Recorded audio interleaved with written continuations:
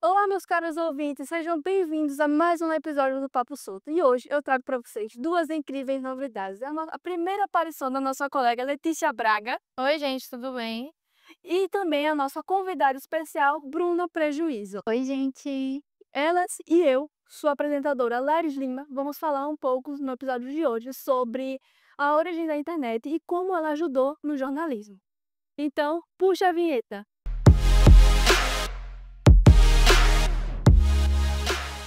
Bom, para dar um contexto para os nossos ouvintes, nós vamos falar primeiro sobre como surgiu a internet. A internet ela surgiu através de um projeto militar dos Estados Unidos para que ainda houvesse comunicação entre, entre os soldados quando houvesse ataques nucleares. E, inicialmente, ela foi chamada de ARPANET e ela teve sua primeira transmissão entre duas universidades americanas. A Grande Revolução, ela aconteceu em 89, que foi quando o Tim Lee, ele criou a World Wide Web, o famoso www, que é o sistema de páginas interligadas que usamos até hoje. E nos anos 90, ela se popularizou e mudou completamente a forma como nos comunicamos, trabalhamos e recebemos as nossas queridas notícias. Bom, para primeiro conhecer a nossa convidada Bruna Prejuízo, Bruna, como foi, por que que você escolheu a área de jornalismo? Eu digo que jornalismo sempre foi a minha vocação, né? Mas no ensino médio eu descobri isso mais ainda. Eu fui apresentadora em um seminário e todo mundo falou que essa era a minha praia, que eu tinha que cursar jornalismo e também o meu amor pelo futebol, né? Eu acompanho o Flamengo, então foi uma junção de coisas que facilitou a minha escolha na área de jornalismo. Então, assim que você terminar a sua faculdade, você vai se formar em jornalismo esportivo. Eu pretendo, né, fazer uma pós, queria também fazer um mestrado em comunicação, mas o meu foco mesmo é na área esportiva, né. Esportivo, certo. E como é que costuma ser usada a tecnologia, tanto no trabalho como nas aulas, etc? Na faculdade a gente utiliza basicamente em tudo, seja para estudar, seja para elaborar uma fotorreportagem, um documentário, fazer um trabalho mais elaborado. E no trabalho a gente costuma usar para criar matérias, redes sociais, clipagens, rádio escuta, então a tecnologia está ao meu lado o tempo todo. O tempo todo, certo? E a sua relação pessoal e também profissional com o tema da relação da internet e do jornalismo?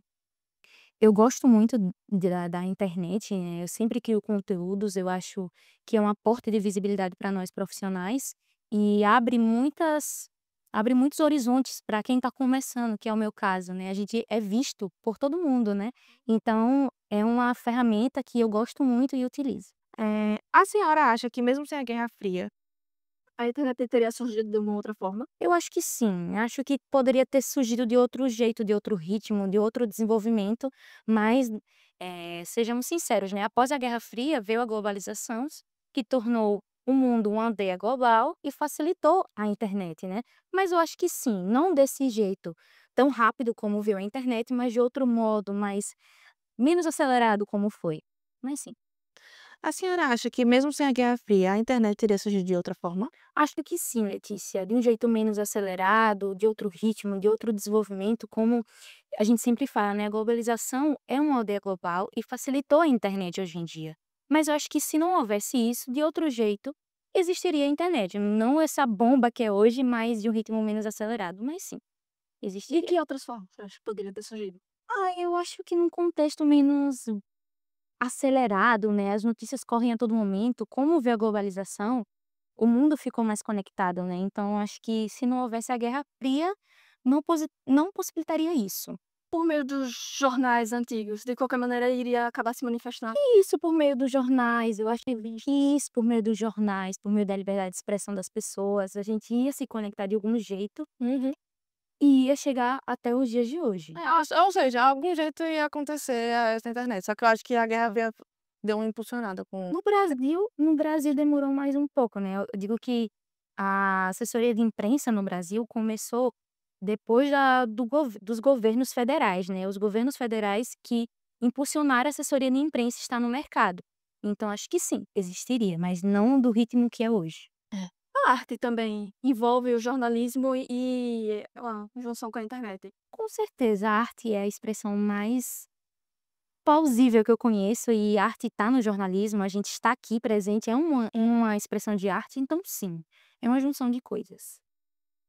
Você acha que o jornalismo perdeu o prestígio com a internet ou ganhou novas formas de relevância? Falando de internet positiva, para mim ganhou força, né? Como profissional iniciante, para mim é algo muito útil hoje em dia de eu divulgar o meu trabalho, para quem usa a internet a favor das pessoas, não criando fake news.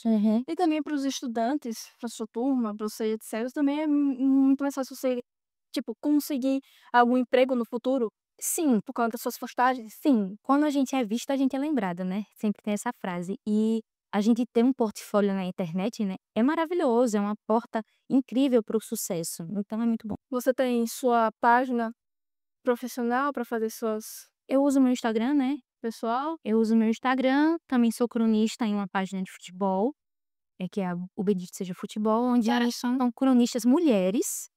Sim. A gente faz pré e pós-jogos de times cariocas, cada setor tem sua função e a gente desenvolve esse trabalho. Eu gosto muito porque é um portfólio enorme para mim, né? Entendo. Diga o nome do seu perfil. @Bruna Prejuízo. Como estudante, você já precisou desmentir algum algum colega, algum familiar seu que compartilhou fake news? Com certeza, o tempo todo, né? Claro, né? Porque a gente tá à mercê disso, né? Existem muitas páginas sensacionalistas em que divulgam fake news o tempo todo, né? Distorcem as notícias, criam coisas que não existem. Então a gente tá a todo momento tendo que estar ali realmente investigando se essa fonte é confiável ou não. Existem muitos portais de notícias que não são muito confiáveis. Então a gente sempre tem que ter essa credibilidade, né? A gente tem que sempre investigar para ver se realmente vale a pena conferir. Qual rede social você acha mais útil para o jornalismo? Para mim, falando de mim, eu gosto muito do Instagram, porque é um contato mais pessoal, próximo das pessoas. A gente tem esse diálogo positivo, a gente tem esse retorno, é mais visto, pode ser compartilhado. Eu acho melhor. E qual você acha mais tóxica? Eu acho que o antigo Twitter, né? Que agora é o X. Aí pessoas falam que querem. Nossa, demais. É um meio sem lei mesmo. As pessoas xingam umas às outras, acusam, criam fake news, então não é um ambiente para As deixar. leis, os termos de acordo não são seguidos. Não são seguidos. Então, para mim, não vale a pena.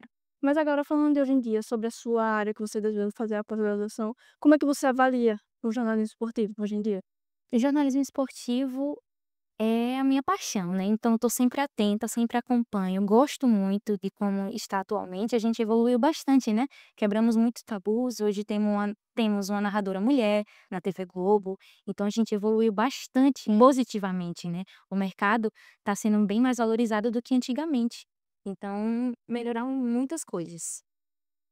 E qual é a inovação na internet que mais ajudou o jornalismo esportivo? Streamers, redes sociais, inteligência de dados, e Com etc. certeza os streams, né, falam tipo Cazé TV, os youtubers, né, acho que os streams possibilita as pessoas que não têm acesso a pagar uma plataforma paga, a assistir, né. Muitos streams são gratuitos, então, a visibilidade é maior para todo mundo. Então eu gosto dos streams. Hoje em dia, por conta, obviamente, da internet, os atletas acabam sendo suas próprias mídias. Por exemplo, Neymar, Thaís, a central da nossa seleção brasileira de vôlei, que é blogueira, posta conteúdo quase diariamente, eles acabam sendo suas próprias mídias. Então, tipo, para o seu trabalho, isso facilita ou acaba prejudicando? Depende do ponto de vista. Quem é assessorado hoje em dia, tá ótimo, tá sendo controlado por uma equipe que sabe o que é correto, o que é errado, o que é bom postar, o que não é bom. E quem não é assessorado, né? Porque acaba se expondo demais e automaticamente acaba recebendo críticas.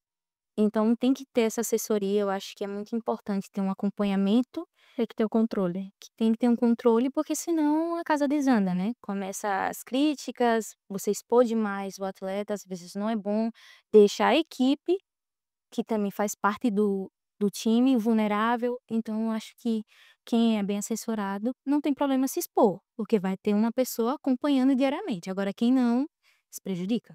acaba se prejudicando. Isso. As críticas das pessoas, às vezes, não aceitam coisas básicas É. que as pessoas fazem naturalmente, só que às vezes ninguém aceita só por a pessoa ser famosa. Acho que quando a pessoa não tem essa assessoria, ela acaba respondendo por sim em diversos momentos, né, e acaba se prejudicando e pode causar um dano maior futuramente, né, porque muitos times não gostam, acabam multando o jogador, dependendo da situação, né, e assim por diante. E sim, para o público também tem essa visão idealizada que, tipo, a pessoa é perfeita, não pode Hum. cometer erros. Também tem aquele peso de ser influencer que tanto crianças, adolescentes, até mesmo adultos com consciência já feita, acabam repetindo coisas que podem ser de bom grado ou não para a pessoa. E agora vamos para uma pergunta voltando sobre o nosso querido que criou a internet. Se o Tim, ele criasse a WWW hoje, o que você sugeriria para ele, para melhorar o jornalismo esportivo? Acho que se tornar mais acessível, muito mais do que é hoje em dia, muito mais inclusivo, acho um bom ponto, né, que a gente tem que deixar claro, Que questão? inclusão é incluir todo mundo, todas as pessoas, quem quer entrar nesse mundo que é o esporte. Então, assim, mais inclusivo, mais acessível, que abra mais portas para as pessoas, para os profissionais que estão iniciando, assim como eu, que estão se profissionalizando, dá oportunidade mesmo para as pessoas. Acho que isso que eu faria. Para o jornalismo em geral. Acho que também essa questão da inclusão, de todas as pessoas terem o direito de estar na nossa área, de ter a possibilidade de trabalhar em um jornal, trabalhar em um portal, todas as pessoas. Como você acha que poderia ser feita essa inclusão? Acho que, como eu posso explicar de uma maneira mais fácil, né? Acho que a inclusão se envolve em todos os sentidos. PCDs, autista, que tem eu conheço um colega meu, que ele é autista, ele faz enrolo aqui, tá? Eu conheço um colega meu, ele é autista e ele tá também no mesmo período que eu, ou seja, eu quero que ele seja valorizado também. Claro. Eu quero que ele seja reconhecido. Eu quero se ele esteja em um jornal apresentando. Existe esse preconceito, né? Que não de todo mundo, claro, mas a maioria das pessoas não aceitam as pessoas. Acha que não tem capacidade Não tem suficiente. capacidade. Então, assim, a inclusão é super válida, principalmente na minha área. Eu gosto muito, eu tenho esse contato com PCDs, então acho que eles podem ser o que eles quiserem ser.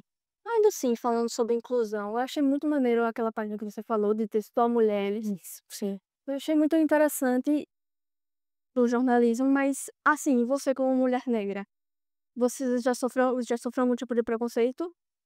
E também teve alguma complicação na faculdade, etc, por isso? Não, na faculdade, graças a Deus, eu tenho uma rede muito boa. De apoio? E isso, aqui a Universidade Tiradentes sempre me tratou muito bem. E em relação a eu já sofri preconceito, não, né, graças a Deus, nunca aconteceu, as pessoas respeitam, né, até porque, tem que ter respeito por Uhum. todos, independente de cor, raça. A gente tem que tratar os outros bem, entender que é a minha profissão, entender que é o que eu escolhi pra ser. As pessoas têm mais preconceito com o meu sobrenome, né, muitos não entendem o meu sobrenome, mas é um sobrenome familiar, histórico, que vem lá da época da escravidão, então as pessoas me questionam mais o meu sobrenome, né. Não O prejuízo que é o que você mais usa. isso, que é o meu nome, assim, que eu vou levar à frente.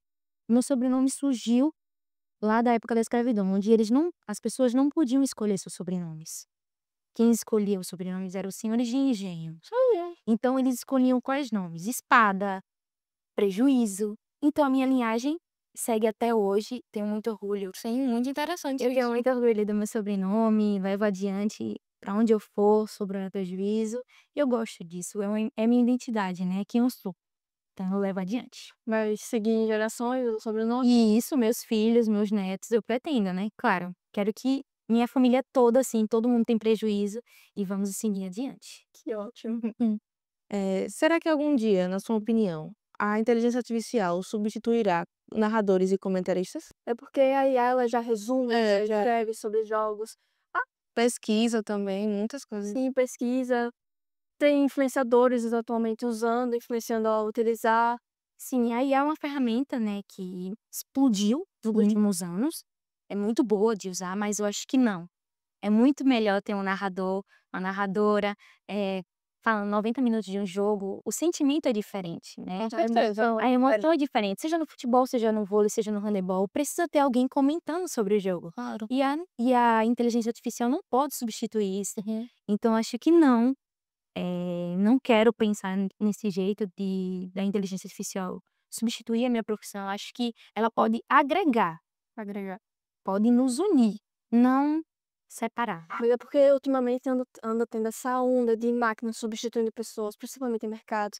E também, vamos e convenhamos, a inteligência artificial a inteligência artificial, foi mal, tá muito já realista, né? Consegue imitar pessoas, infelizmente, e até expressar emoções, acabando de expressar emoções. Sim. Então, mas na sua opinião, você realmente acha que Não, eu creio que não. Acho que a profissão jornalismo tem que ser nós mesmo, tem que ser nós pessoas, a gente tem que ir lá, a gente tem que mostrar a nossa voz. só a gente sabe expressar? Só a gente sabe trazer a notícia com a veracidade dos fatos, explicar, trazer a emoção para o público. Acho que só o jornalista consegue fazer, né? No caso. Como equilibrar a desinformação que especula pela internet? Acho que vai muito da ética da pessoa, né? Nós jornalistas, a gente estuda muito sobre a ética e a gente segue um código que a gente não pode inventar fake news. Então, o jornalista acaba perdendo a sua credibilidade quando expõe uma notícia falsa. Credibilidade, confiança. Credibilidade, confiança, a pessoa não tem totalmente certeza se isso é verdade ou não posta. Procura outra fonte confiável, vai atrás, entrevista, mas não solta uma informação que não é verdadeira. Existe uma maneira de equilibrar sendo essa. Eu acho que a maneira de equilibrar a desinformação é a ética. Você ser responsável pelos seus atos. Você entender que uma mentira pode prejudicar uma pessoa, pode fazer uma pessoa perder um emprego. Uma mentira tem tantas vertentes, então acho que vai muito da ética da pessoa e da passar a credibilidade correta dos fatos. Entende? Luna, eu entendo que é difícil as assessorias grandes passarem de informação, mas o que você acha quando elas acabam passando uma informação do tipo, uma fake news, uma coisa do tipo? O que você acha que pode acontecer? Eu acho que quando uma assessoria pública expõe uma fake news, ela está prejudicando a população inteira. Sim. Porque as pessoas hoje em dia, o meio de comunicação das pessoas são a internet e a televisão. Então, a assessoria tem que ter muito cuidado com quem expõe nas redes sociais, tem que ter uma assessoria de comunicação que tenha muita credibilidade, que tenha certeza dos fatos, porque são pessoas, né? Isso, são pessoas que acabam ficando vulneráveis até o momento. Então, a gente não pode passar uma notícia fake. Porque são muitas pessoas ligadas à internet, né? Exatamente. Pode gerar um Então, problema maior. hoje, o celular é uma ferramenta bombástica. Sim. E que ninguém fica sem. E que ninguém Nenhum fica sem. momento. E que ninguém fica sem. Como você imagina a cobertura esportiva daqui a 20 anos no jornalismo? Eu espero estar nela, né? Eu espero estar na cobertura esportiva. Primeiro de conversa? Para primeiro de conversa. Eu espero estar atuando na minha área, que é o esporte na qual eu sou apaixonada.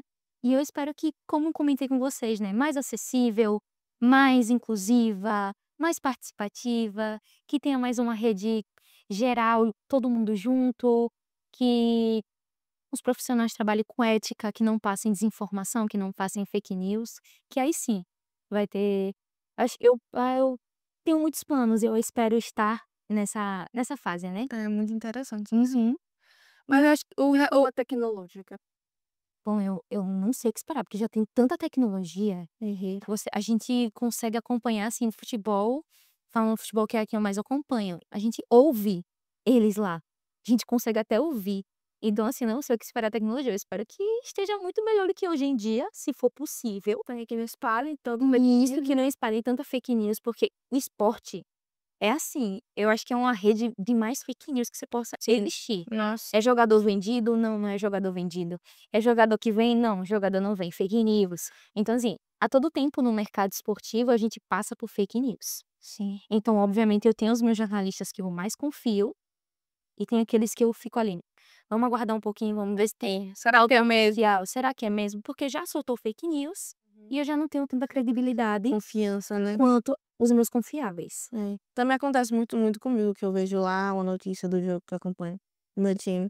Aí eu vejo lá os jornalistas falando, será que é verdade? Vou esperar sair mais informações pra ver Isso, se é verdade. para o próprio clube se pronunciar, né. Uhum. Eu acho isso muito importante. Também é importante os clubes terem redes sociais para poder tanto atualizar os que gostam e tanto para falar sobre a desinformação. Agora, repetindo sobre a relação da IA, tipo, tudo que o ser humano faz é falho, inclusive ele. E você sabe que as pessoas, por conta dessa popularização que teve da IA, elas acabam confiando 100% nela. Mas ainda assim, ela erra. Tanto por conta que ela também se baseia pelo que a gente posta, que ela se baseia, que ela vai pesquisando o que a gente vai postando, o que as pessoas andam falando. E tanto porque às vezes ela realmente falha, confunde outra coisa, pode interpretar errado a sua questão, se você não dá um contexto correto. Então, o que que você acha sobre isso? Eu não confio. Eu uso quando é necessário, mas confiar 100% não dá, porque como você falou, do mesmo jeito que nós somos falhos, a inteligência artificial também é. Então é bom ver realmente e a resposta, né, é correta, se condiz, mas eu acho que, a inteligência artificial pode ser uma ferramenta positiva, se a gente quiser. Se a gente utilizar da maneira Se a correta. gente utilizar da maneira correta. Mas claro, acho que a gente não pode confiar 100% na inteligência artificial, porque a gente tá trabalhando com dados, né, a gente tá Um fato, acontecimento. né. Então eu acho bom não confiar 100%. A inteligência artificial é um meio muito bom, muito útil, não vou mentir, é um meio muito útil, mas que tem que tomar muito cuidado, tem que tomar muito cuidado. Na escola uso bastante. Na escola, né, minha geração não pegou a inteligência artificial. O ideal em si é estudar. Muitos alunos, inclusive eu, dependem da inteligência artificial para poder responder algumas certas questões.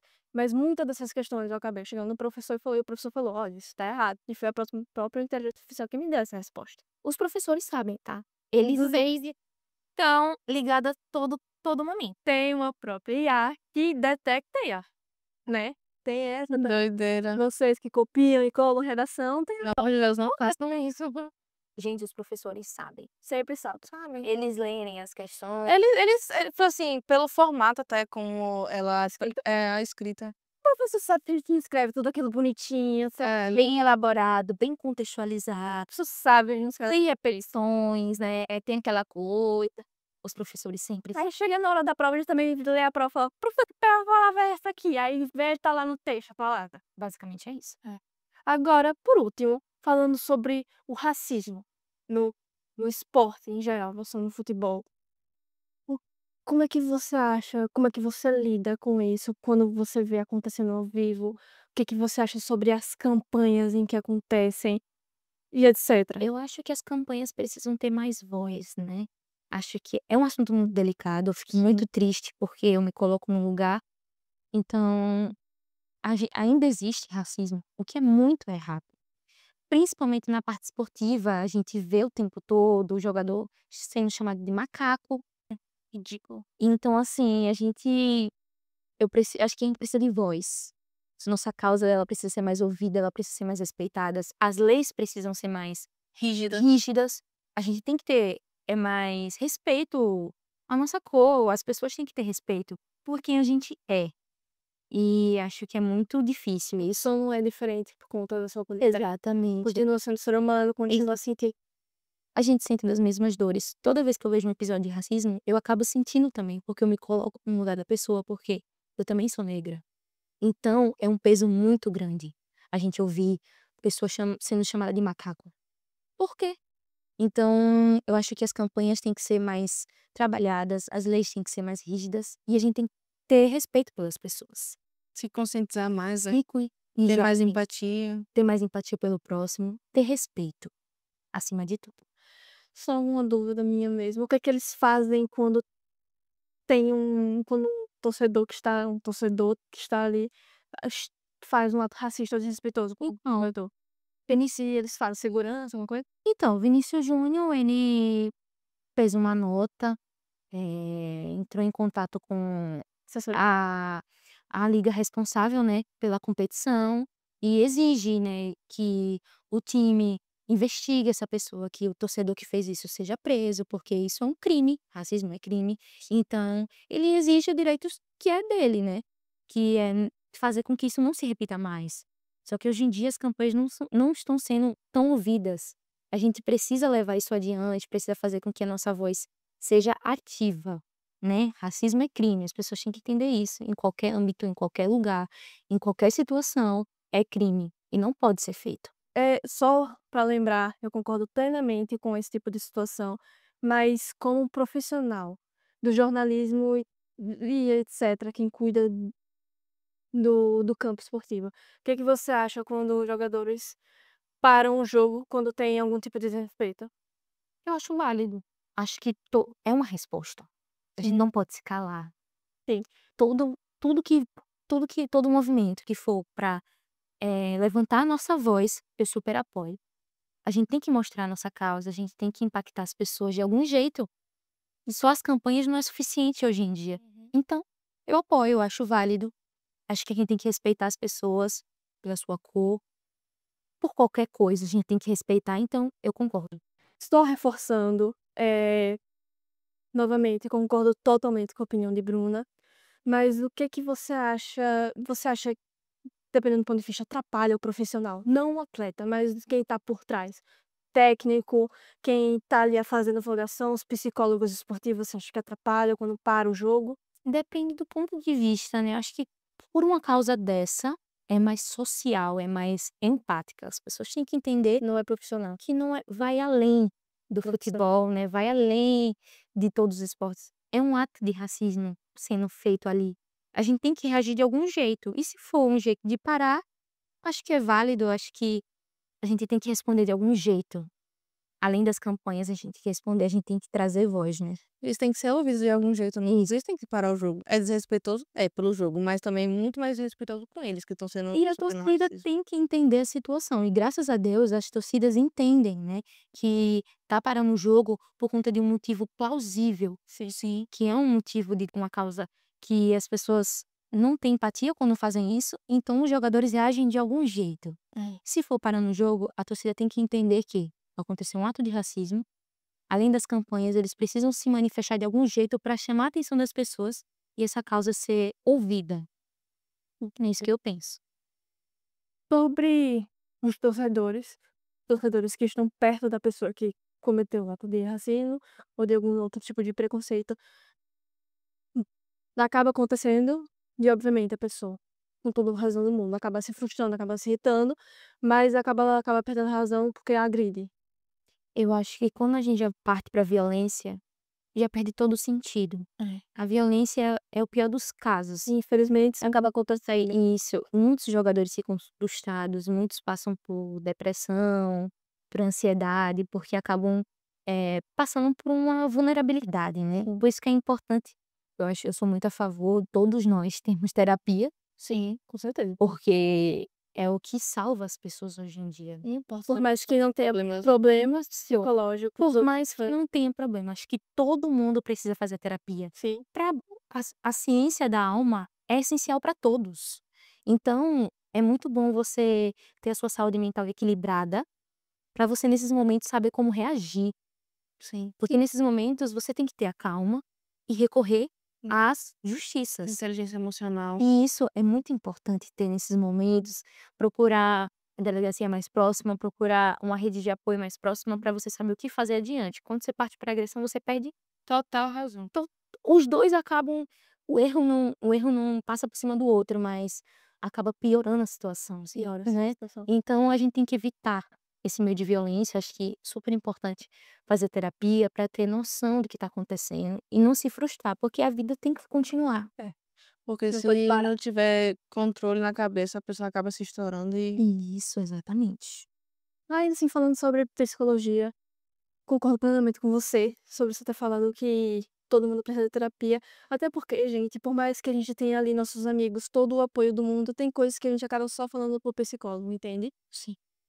É, meu namorado, ele faz terapia e, tipo, ele é meu namorado. E por mais que eu esteja ali a todo momento pra apoiar ele, tem coisas que ele só fala pro psicólogo dele, entende? E ele tá certo, Completamente certo. ele tá certo, porque você acaba também atraindo sentimentos. Você Sim. também acaba absorvendo as dores dele. Sim. Um profissional vai entender e vai ajudar ele. Mais ainda, além do seu apoio, que é incrível, você vai dar o seu suporte, mas você também pode acabar absorvendo as dores do seu parceiro e também pode acabar ficando mal ou Sim. frustrado. Por isso que o essencial é que o psicólogo seja uma pessoa desconhecida. Isso, Não pode ser amigo, familiar, qualquer coisa do tipo. isso. Por mais que você tenha um terapeuta na sua família, não pode. É antiético, antiprofissional e acaba prejudicando o processo terapêutico. Eu concordo plenamente. E com os dois, né? Eu acho que a evolução da pessoa se dá por meio da psicologia. Psicologia é tudo. Psicologia é tudo. É uma profissão que tem que ser muito valorizada.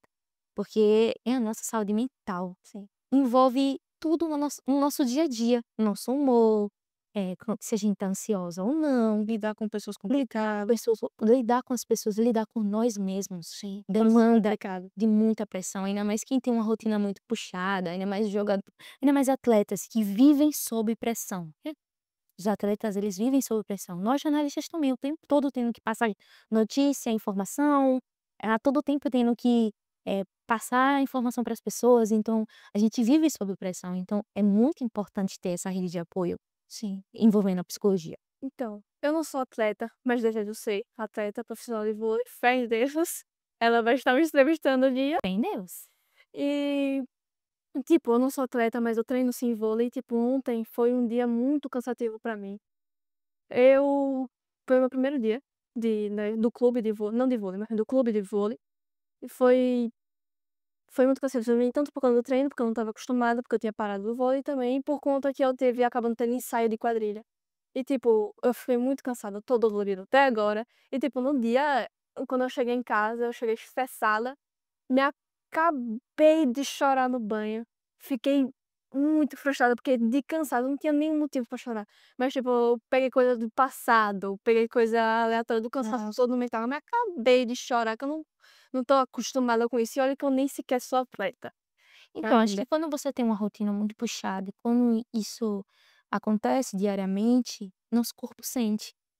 A gente lida com o nosso corpo diariamente. Sim. Então, é uma reação, é normal. Eu acho que a gente lida com as nossas frustrações de um jeito. Sim. O choro é é uma É o resposta, principal deles. é uma resposta. Então, assim, é super importante ter terapia. Nesses momentos é essencial, você começou uma coisa, se sentiu pressionada. Então, nesses casos, é super importante ter alguém para você desabafar. Sim, sim. Alguém que você não conheça e que vai entender, eh, na ciência, né, o que tá se passando com você, né. É super válido. Então, meus caros ouvintes, esse foi o episódio de hoje. Eu espero que vocês tenham gostado da nossa conversa e que eu veja vocês nos próximos episódios. Que vocês tenham uma ótima tarde, um ótimo dia, uma ótima noite.